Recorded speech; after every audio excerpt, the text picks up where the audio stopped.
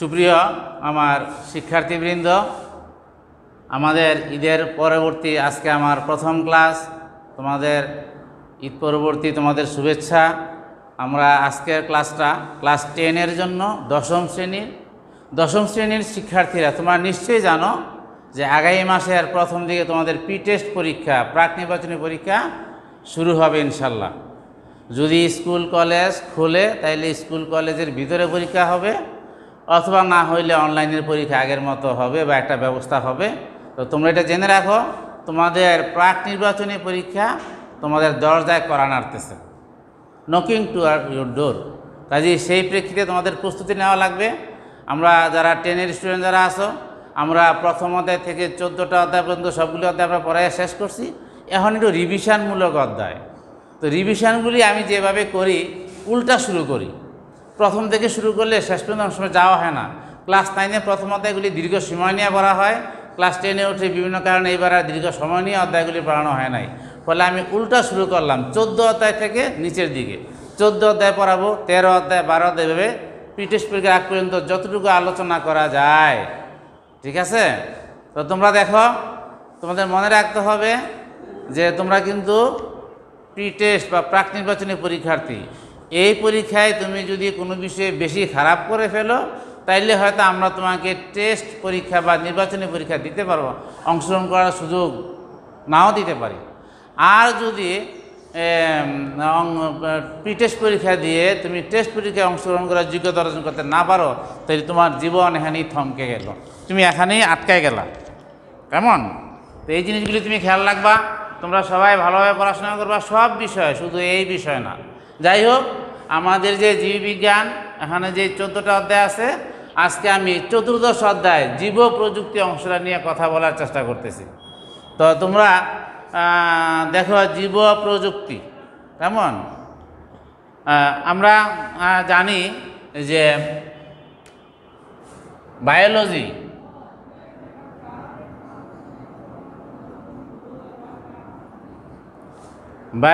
অর্থ জীববিজ্ঞান বা জীব সংক্রান্ত বিজ্ঞান বা জীব সংক্রান্ত জ্ঞান। কেমন? আর হইল আরেকটা শব্দ আছে টেকনোলজি।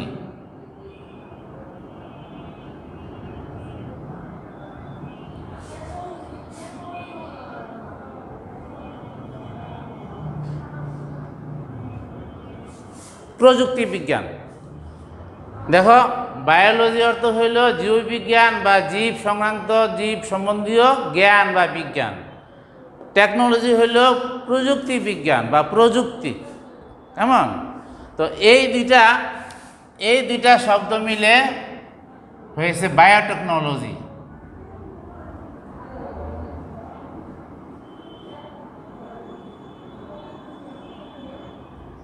বা জীব প্রযুক্তি।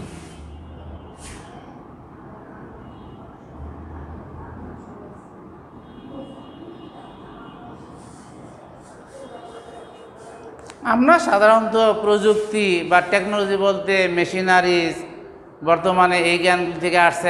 এখন তো মনে করো যে যোগাযোগ প্রযুক্তি, এগুলা মেশিনের ব্যবহারটার থেকে অন্যরকম একটা বিষয়, সফটওয়্যার, হার্ডওয়্যার, অনেক কিছু। তো জীবদের নিয়ে যে প্রযুক্তিটা, জীবের বিভিন্ন কর্মকাণ্ড, তার উন্নয়ন, এগুলি নিয়ে যে বিষয়টা, সেটা হলো জীব প্রযুক্তি বা বায়োটেকনোলজি। কেমন? তো দেখো, এই জীব প্রযুক্তি বা বায়োটেকনোলজি এটাকে আবার দুই রকমের হইতে পারে। কেমন?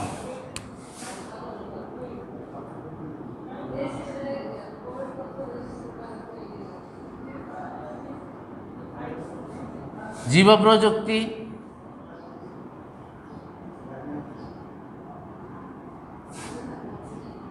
একটা হলো টিস্যু কালচার।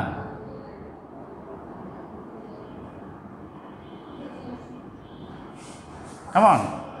একটা আছে টিস্যু কালচার, আর একটা হলো জিন প্রকৌশল।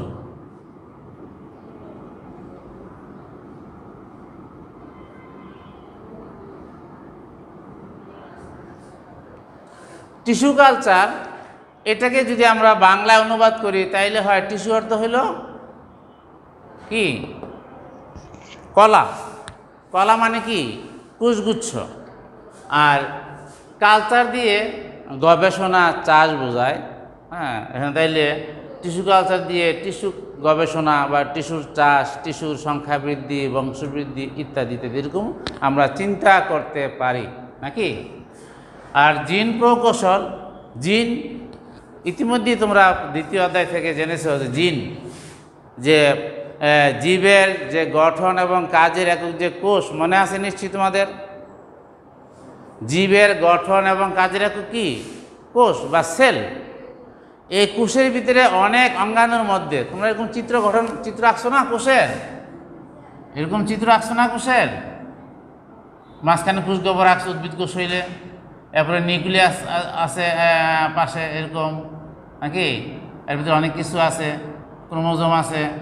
হ্যাঁ, ক্রোমোজোমের মধ্যে জিন আছে, এগুলি মনে আছে তো? জিন, জিনকে বাংলায় বলা হয়েছে বংশাণু। জিনকে বাংলায় বলা হয়েছে বংশাণু, বংশের বৈশিষ্ট্য বহনকারী অণু বা কণা। সেই জিন, যে জিনগুলি জীবের বৈশিষ্ট্য বহন করে, এগুলি নিয়ে যে কলা কৌশল, একটা জীবের জিন অন্য জীবে স্থাপন করা, এই বিষয়গুলি যে সেটা হলো জিন প্রকৌশল বা জেনেটিক ইঞ্জিনিয়ারিং। কেমন? Genetic, genetic, ENGINERING, genetic engineering. আর এটা হলো টিস্যু কালচার। কেমন?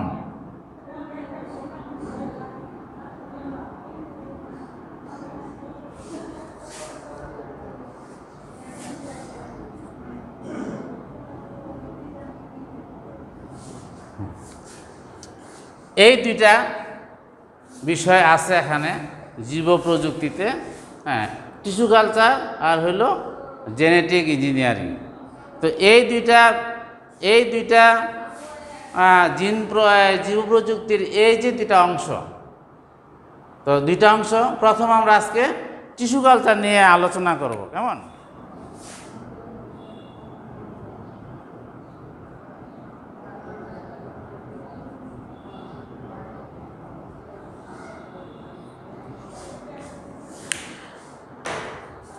টিস্যু কালচারের বিষয়টা বেশিরভাগ উদ্ভিদের ক্ষেত্রে প্রয়োগ করা হয়, অন্যান্য ক্ষেত্রেও হয়। উদ্ভিদের ক্ষেত্রে টিস্যু কালচারের বিষয়টা প্রয়োগ করা হয়ে থাকে। তাহলে টিস্যু কালচার আমাদের বুঝতে গেলে আমাদের অবশ্যই জানা উচিত কোষ কি, টিস্যু কি, টিস্যু কালচারটা কি,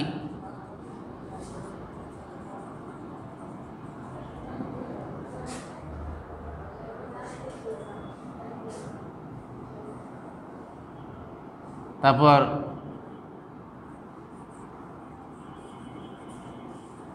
নিউট্রিয়েন্ট মিডিয়াম,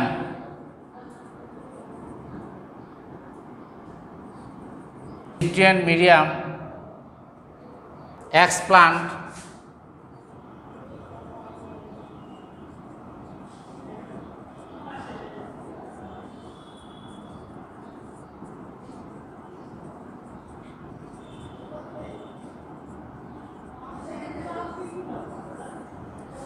টিস্যু কালচারের মূলনীতি। তো এগুলি আমরা আবার একটু দেখে নেই। কোষ আমরা আগে থেকেই জানি, একটু আগে কোষের চিত্র এঁকে দেখাইলাম যে জীবদেহের গঠন ও কাজের এককে কী বলা হয়? কোষ বা সেল। এমন জীবদেহের গঠন ও কাজের এককে বলা হয় কোষ বা সেল। মনে আছে নিশ্চয়ই? টিস্যু কি? টিস্যুকে বাংলায় বলা হয়েছে কলা, বাংলায় কলা বলা হয়েছে। তারপর অনেক ক্ষেত্রেই টিস্যুটাই বেশি ব্যবহার করা হয়। এমন এই টিস্যু বলতে পারো তোমরা, আবার টিস্যু পেপার সেটা বুঝো না। তো টিস্যু বা কলা অনেকগুলি কোষ, যখন অনেকগুলি কোষ একই রকমের কোষ বা ভিন্ন ভিন্ন রকমের কোষ হইতে পারে, যাদের উৎপত্তি এক জায়গায়, যে কোষ সমষ্টি সম্মিলিতভাবে কোনো কাজ করে থাকে, সেই কোষগুলিকে একত্রে বলা হয় কলা বা টিস্যু। তো উদ্ভিদের কোনো অংশ নিতে গেলেই দেখা যায় আমরা একটা কোষ আলাদা করে নিতে পারবো না। হ্যাঁ, আমরা যদি একটা উদ্ভিদের একটা অংশ নেই, একটা পাতা আলাদা করি, একটা ডাল আলাদা করি, শাখা প্রশাখা আলাদা করি, সেটা অঙ্গ আলাদা হয়ে গেল। কিন্তু একটা কোষ এত সূক্ষ্ম বিষয়, উদ্ভিদের কোনো একটা অংশ থেকে যদি আমরা একটা চিমটি কোনো কিছু কেটে নেই, তারপরে একটা কোষ আসবে না, আসবে অনেকগুলি কোষ। তো তো সেরকম অনেকগুলি কোষ মিলে যখন একই কাজ করে, যারা একই জায়গা থেকে উৎপত্তি লাভ করে, সেগুলো হলো কলা বা টিস্যু। হলো টিস্যু কালচার। বেশিরভাগ ক্ষেত্রেই উদ্ভিদের ক্ষেত্রে টিস্যুকে গবেষণা করে, টিস্যুকে বৃদ্ধি করে, এখান থেকে জাত উন্নয়ন, চারার সংখ্যা বৃদ্ধি করা, বংশ বৃদ্ধিতে ভূমিকা রাখা, এগুলি করার জন্য যে কলা কৌশল, সেটা হলো টিস্যু কালচার। এবার সে নিউট্রিয়েন্ট মিডিয়াম, কেমন বৃদ্ধিকারক মাধ্যম। এখন দেখো, উদ্ভিদের কোনো একটা অংশ নিয়ে, এটা হইতে পারে উদ্ভিদের পাতা, শাখা প্রশাখার কোনো অংশ, বাকল, উদ্ভিদের পরাগরেণু, শীর্ষমুকুল, পার্শ্বমুকুল, পর্ব, পর্বমধ্য পাপ ইত্যাদি ইত্যাদি, কোনো একটা অংশ নিয়ে এমন একটা মাধ্যমে তাকে স্থাপন করতে হবে যে মাধ্যমের মধ্যে প্রয়োজনীয় পুষ্টি উপাদান দেওয়া থাকে। উদ্ভিদের জন্য যা যা পুষ্টি উপাদান দরকার, সবগুলি পুষ্টি উপাদান ওখানে দেওয়া থাকে। তোমাদের নিশ্চয়ই মনে আছে, উদ্ভিদ পুষ্টি উপাদান গ্রহণ করে মাটি থেকে, পানি থেকে, বায়ু থেকে। কোত্থেকে?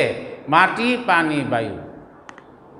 মাটি থেকে যে সমস্ত উপাদানগুলি গ্রহণ করে থাকে, সেগুলিকে খনিজ পুষ্টি উপাদান বলা হয়ে থাকে। কেমন এই পুষ্টি উপাদান উদ্ভিদ সাধারণত 60 টাইপস অফ পুষ্টি উপাদান উদ্ভিদ গ্রহণ করে থাকে, আমরা পাই। এর মধ্যে 16টা পুষ্টি উপাদান অত্যাবশ্যকীয়, অর্থাৎ সেই 16টা পুষ্টি উপাদানের কোনো একটা অংশ, কোনো একটা উপাদান যদি উদ্ভিদের দেহে ঘাটতি থাকে, সেটার জন্য তার একটা অবজনিত লক্ষণ বা কোনো রোগ দেখা দিবে। তো এরকম প্রয়োজনীয় পুষ্টি উপাদানগুলি এই মাধ্যমে থাকবে, এবং সেই মাধ্যমটা হবে অর্ধ কঠিন, খুব শক্ত হবে না, যেন ওইটা থেকে সে পুষ্টি উপাদান শুষে নিতে পারে, আবার সে কোনো শিকড় বা এগুলি বৃদ্ধি করলে সহজে প্রবেশ করতে পারে। এমন একটা অর্ধ কঠিন এমন একটা মাধ্যম, যেখানে সকল পুষ্টি উপাদান থাকবে এবং কোনো রোগ জীবাণু, রোগ সংক্রমণ হবে না, এরকম একটা মাধ্যম ব্যবহার করতে হয়। কেমন? এরপর হলো এক্সপ্লান্ট। উদ্ভিদের টিস্যু কালচার করার জন্য উদ্ভিদের যে অংশগুলি উদ্ভিদের মূল দেহ থেকে পৃথক করে নিয়ে ব্যবহার করা হয়, উদ্ভিদের টিস্যু কালচারের উদ্দেশ্যে উদ্ভিদের যে অংশটা মূল উদ্ভিদটার থেকে কেটে নিয়ে, পৃথক করে নিয়ে, বিচ্ছিন্ন করে ব্যবহার করা হয়, সেই অংশটাকে হলো এক্সপ্লান্ট। এক্সপ্লান্ট হইতে পারে পরাগরেণু। কি হইতে পারে? এক্সপ্লান্ট হইতে পারে পরাগরেণু, হইতে পারে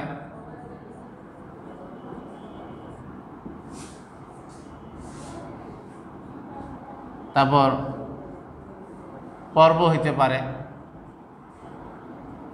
শীর্ষমুকুল হইতে পারে, পার্শ্বমুকুল হইতে পারে,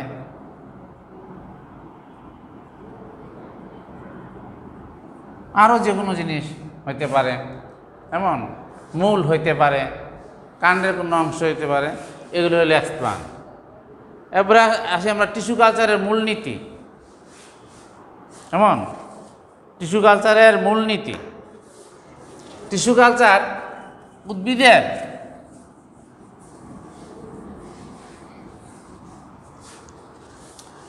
উদ্ভিদের দেহের বিভিন্ন অংশে বা সমস্ত দেহের সর্বত্রই এক ধরনের কোষ আছে। সর্বত্রই এক ধরনের কোষ আছে, এটাকে বলা হয় টোটিপটেন্ট স্টেম কোষ। কেমন? এই কোষগুলি থাকার কারণে উদ্ভিদের যে কোনো অংশ থেকে নতুন করে চারা উৎপাদন সম্ভব। এটা উদ্ভিদের বেলায় আছে, আমাদের বেলায় নাই। আমাদের দেহের যে কোনো অংশ থেকে কোনো কিছু নিয়ে এভাবে নতুন ধরনের সন্তান বা বাচ্চা উৎপাদন সম্ভব না। উদ্ভিদের যে কোষ, এই টোটিপটেন্ট স্টেম সেল, কেমন? এর নাম হলো এই টোটিপটেন্ট স্টেম সেল। কেমন?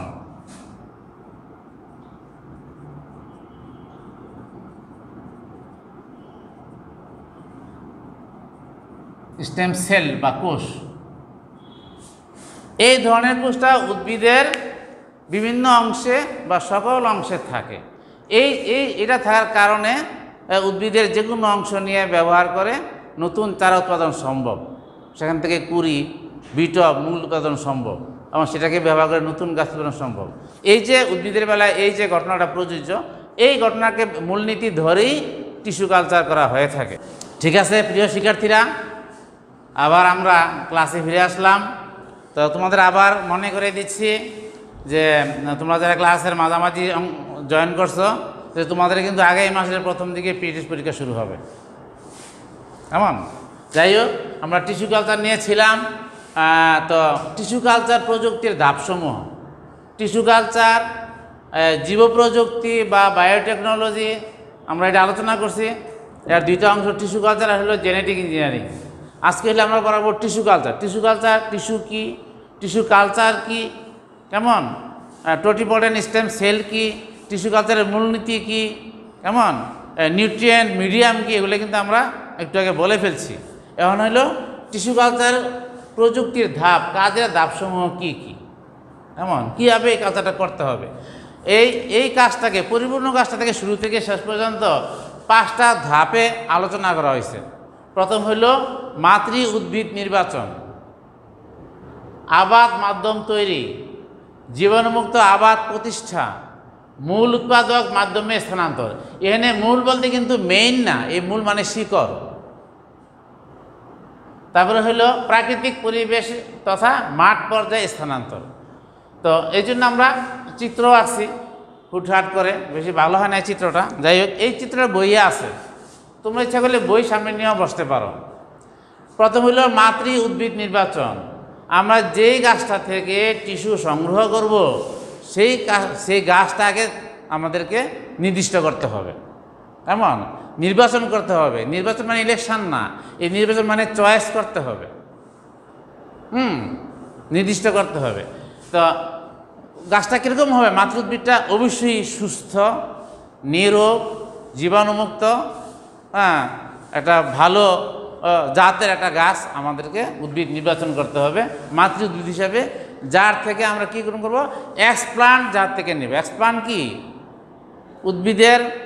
উদ্ভিদের যে অংশটা টিস্যু করার জন্য ব্যবহার করা হয়, যেমন পরাগরেণু, পার্শ্বমুকুল, শীর্ষমুকুল, কেমন, এগুলো হলো এক্সপ্লান্ট, কেমন। তাইলে এক্সপ্লান্ট সংগ্রহের জন্য মাতৃ উদ্ভিদ নির্বাচন করতে হবে। তারপরে এক্সপ্লান্ট বা কাঙ্ক্ষিত টিস্যু, ওইটা আমরা যে জায়গায় দিব সেটা হলো আবাদ মাধ্যম। তাইলে এর আগে আমাদেরকে আবাদ মাধ্যম তৈরি করতে হবে। মাতৃ উদ্ভিদ নির্বাচন করে আমরা সেখান থেকে টিস্যু কেটে ফেলবো না, সেটা ঠিক করে রাখলাম। এখন আমাদেরকে আবাদ মাধ্যম তৈরি করতে হবে। আবাদ মাধ্যম তৈরি করে তারপরে এখান থেকে টিস্যু কেটে আলাদা করে বিচ্ছিন্ন করে আমরা আবাদ মাধ্যমে দিব, কেমন। আবাদ মাধ্যমটা আমরা এটা দেখালাম, আবাদ মাধ্যমের একটা চিত্র, যেখানে নাকি নমুনা টিস্যু আবাদ মাধ্যমে এখানে স্থাপন করা হইল, নমুনা টিস্যু, কেমন। আবাদ মাধ্যমটা হইল, এটাকে বলা হয় এই পুষ্টিপূর্ণ মাধ্যম বা নিউট্রিয়েন্ট মাধ্যম। আবাদ মাধ্যমটা এটা জীবাণুমুক্ত হবে, কেমন। উদ্ভিদের পুষ্টির জন্য, বৃদ্ধির জন্য যত রকমের উপাদান, পুষ্টি উপাদান, খনিজ উপাদান দরকার, সবগুলি এখানে দেওয়া হবে। সেমি সলিড, অর্ধ কঠিন, এর জন্য এগার ব্যবহার করা হয়। 11টা উপাদান আছে, এটা দিয়ে এটাকে সেমি সলিড করা হয়, কেমন। এটা একদম পুরা কঠিন হবে না, পুরা তরল নরমও হবে না। অনেকটা ধরো যে এই পেট্রোলিয়াম জেলি বা বেজলিন দেখছো তোমরা কীরকম, এর চেয়েও একটু কঠিন হয়, এত নরম হয় না, একটু কঠিন হয়। তারপরে আমরা এই যে ডিম দিয়ে দুধ দিয়ে তৈরি করে, এই অনুষ্ঠানের নাম কি, ডিম দিয়ে দুধ দিয়ে পুডিং, এই পুডিং যে তৈরি করে অনেকটা পুডিংয়ের মতো এরকম হবে জিনিসটা, সেমি সলিড, অর্ধ কঠিন। এরকম একটা আবাদ মাধ্যম তৈরি করতে হবে। আগে থেকে আবাদ মাধ্যমটা তৈরি করে সেটাকে কোনো একটা পাত্রে নিয়ে তারপরে আমরা মাতৃ উদ্ভিদ থেকে এক্সপ্লান্ট সংগ্রহ করে এই আবাদ মাধ্যমে আমরা কি করব, এটাকে স্থাপন করব। এর আগে এর আগে আবার মাধ্যমটাকে আবার জীবাণুমুক্ত করতে হবে। 121 ডিগ্রি সেলসিয়াস তাপমাত্রায় 15 পাউন্ড পার ইঞ্চি এরকম প্রেসারে প্রায় 20 মিনিট রেখে এটাকে জীবাণুমুক্ত করতে হবে। কেমন? জীবাণুমুক্ত অবস্থায় এটাকে এভাবে রাখলে এই নমুনা টিস্যুটা থেকে এটা একটু বাড়বে, বৃদ্ধি হয়ে এটা কোনো একটা সুষ্ঠু একটা কাঠামো হবে না।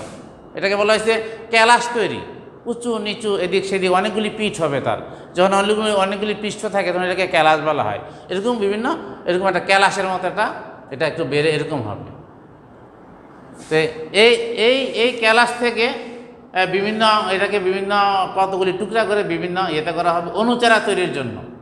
অনুচারা তৈরির জন্য ক্যালাসটার বিভিন্ন পৃষ্ঠকে কেটে কেটে আলাদা আলাদা করে এরকম একটা কনিক্যাল ফ্লাক্স, কনিক্যাল ফ্লাক্স এটাকে স্থাপন করতে হবে।